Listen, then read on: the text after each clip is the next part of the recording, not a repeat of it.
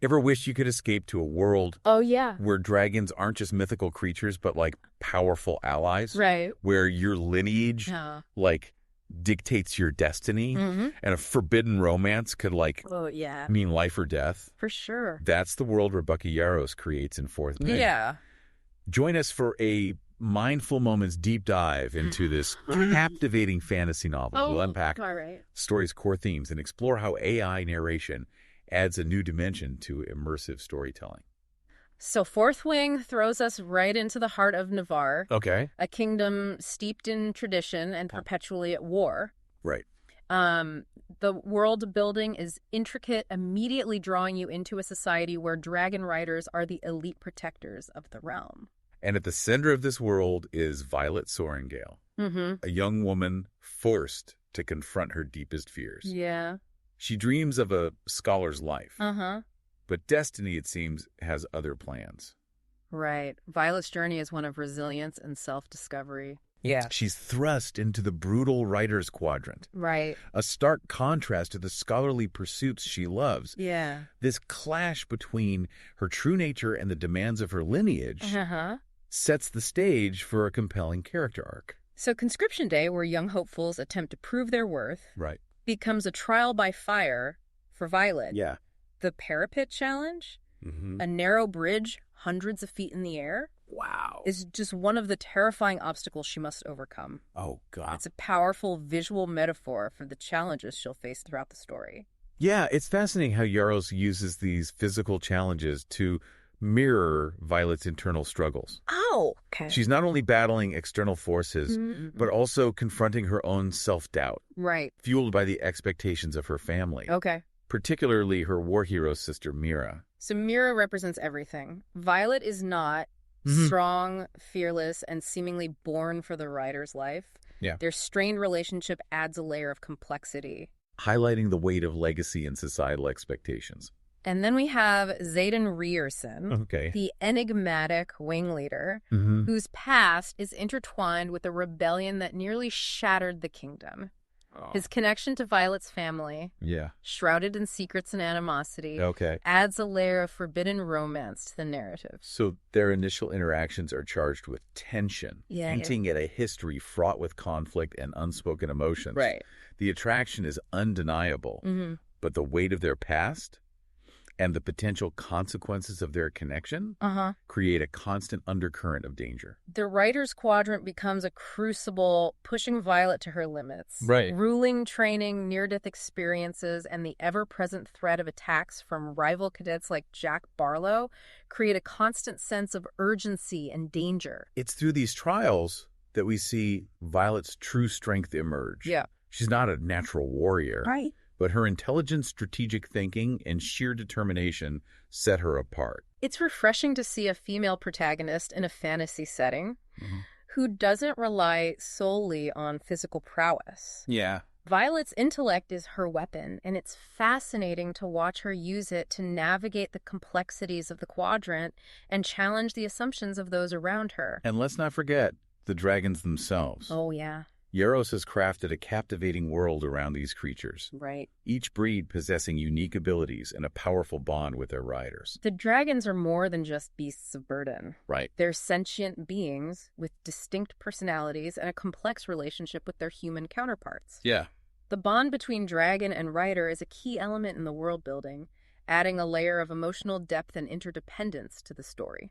The selection process known as threshing, where first-year cadets face the dragons in hopes of being chosen, is both terrifying and exhilarating. Right. It's a moment of truth where instinct and an unknown set of criteria determine the fate of these young riders. The threshing highlights the inherent danger of this world and underscores the courage required to become a dragon rider. Okay. It's a test of character as much as it is a test of skill. Right. And Violet's experience with threshing throws everyone, including herself, for a loop. She ends up bonded with Taryn. Oh, wow. A powerful golden dragon. Oh. This unexpected pairing not only challenges the expectations of her peers, but also forces Violet to confront her own doubts and step into a destiny she never imagined. The bond between Violet and Taryn is pivotal. Yeah. It's a testament to her hidden strength and resilience, solidifying her place in the writer's quadrant and setting the stage for even greater challenges ahead. From there, the story takes flight, plunging us into a world of aerial combat, political intrigue, and a romance that could ignite a war. The war games designed to prepare writers for real-world battles highlight the ever-present threat facing Navarre. Okay. But there's a growing unease, whispers of faltering wards, the magical barriers that protect the kingdom from outside magic. This sense of vulnerability adds another layer of tension. The stakes are raised not just for Violet and her fellow riders, but for the entire kingdom. And then, like, a bombshell drops. Right. The truth about Xaden and his squad is revealed, shattering the trust Violet thought she had built. They're children of the rebellion, the very force that threatened to destroy Navarre. Oh, gosh. And they've been playing a dangerous game, supplying information to the enemy.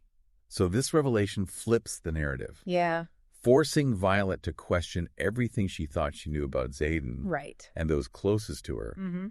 It raises complex questions about loyalty duty and the lengths people will go to for a cause they believe in. This is where Yarros' exploration of moral ambiguity shines. Okay. The rebellion, initially presented as the enemy, is given a more nuanced portrayal. Right. Their motives remain unclear, but their actions suggest a deeper struggle against a system they perceive as corrupt or unjust. Violet's internal conflict is palpable.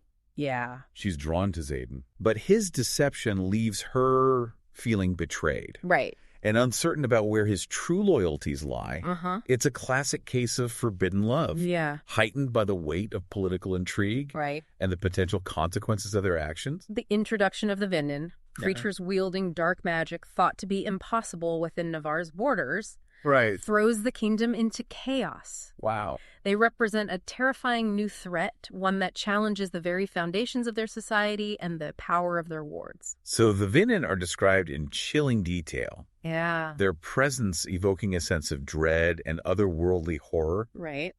Their attacks are swift and brutal, highlighting the kingdom's vulnerability now that the wards are failing. Their arrival is a game changer.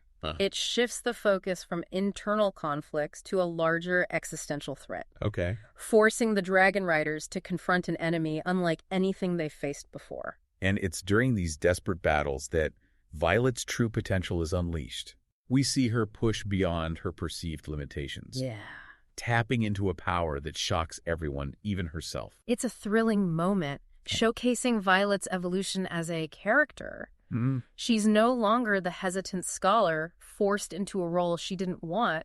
Yeah. She's a powerful force capable of wielding lightning, a rare and dangerous ability among dragon riders. This display of power cements her place as a key player in the fight against the Vinin. Right. But it also raises questions about the source of her abilities, hinting at a deeper mystery surrounding her lineage and the true nature of her connection to dragons. Yarros expertly blends action and suspense, weaving in elements of fantasy and romance to create a captivating narrative that keeps you on the edge of your seat. Right. The story is driven by Violet's journey, her growth from reluctant recruit to powerful warrior, but it's the complex characters and the intricate world building that truly bring the story to life. The AI narration, which we mentioned at the beginning, adds another layer of immersion. It brings a distinct quality to the voices, especially the dragons. Yeah. Adding a depth and richness that enhances the emotional impact of certain scenes. The use of AI in storytelling is still relatively new, but Fourth Wing demonstrates its potential to create a truly immersive experience. Okay. The narration, combined with Yarros' vivid prose, transports you to the heart of Navarre, making you feel the wind in your hair as the dragons soar through the sky in the heat of battle, as Violet confronts her enemies. And while the action is thrilling, the story doesn't shy away from exploring deeper themes. Right. Violet's journey is about more than just physical strength. It's about overcoming self-doubt, challenging societal expectations, and finding the courage to embrace your true potential.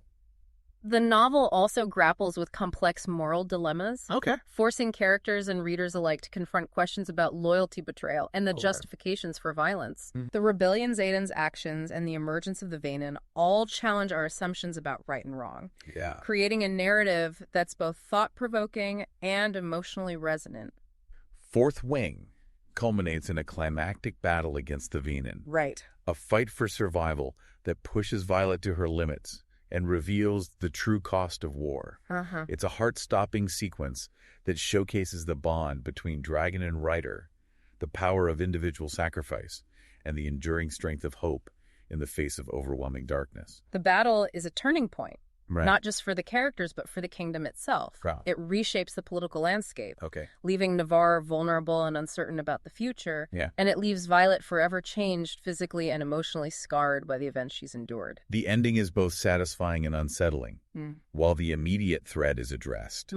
The implications of the rebellion's actions, the mysteries surrounding Violet's power, and the lingering questions about Xaden's loyalties create a sense of anticipation for what's to come. Yarros doesn't tie up all the loose ends, leaving us with a lingering sense of wonder and a desire to explore this world further.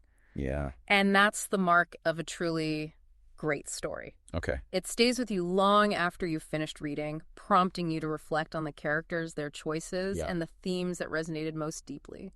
So Fourth Wing leaves us pondering some thought-provoking questions.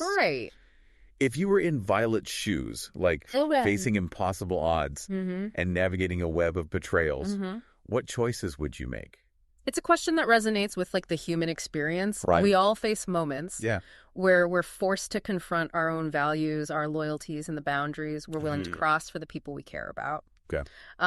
Violet's journey forces us to consider these questions in a heightened, fantastical setting. But the core dilemmas are ones we can all relate to. The rebellion's actions, while shrouded in mystery, raise important questions about the nature of power authority and the justifications for challenging the status quo. Are their motives purely altruistic, or are they driven by something more personal, something darker? Yarros cleverly avoids painting the rebellion as simply good or evil. They operate in a gray area, their methods often brutal, their goals ambiguous. This ambiguity forces us to engage with the complexities of their cause and consider the potential consequences of their actions.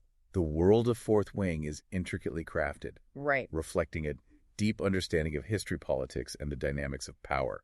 The failing wards, the emergence of the Venom, and the rebellion's machinations all point to a system teetering on the brink of collapse. This sense of unease, the feeling that the world is on the verge of profound change, mirrors the anxieties we experience in our own time. Climate change, political polarization, and the rapid pace of technological advancement create a similar sense of uncertainty, a feeling that the foundations of our world are shifting beneath our feet. So what can we take away from this story of dragons, riders, and a world on the brink of war?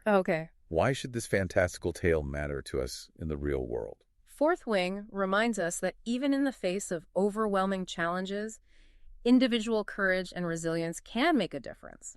Violet's journey is a testament to the power of self-belief, the importance of challenging assumptions, and the potential for ordinary individuals to rise to extraordinary circumstances. It also highlights the importance of critical thinking and questioning the narratives we're presented with.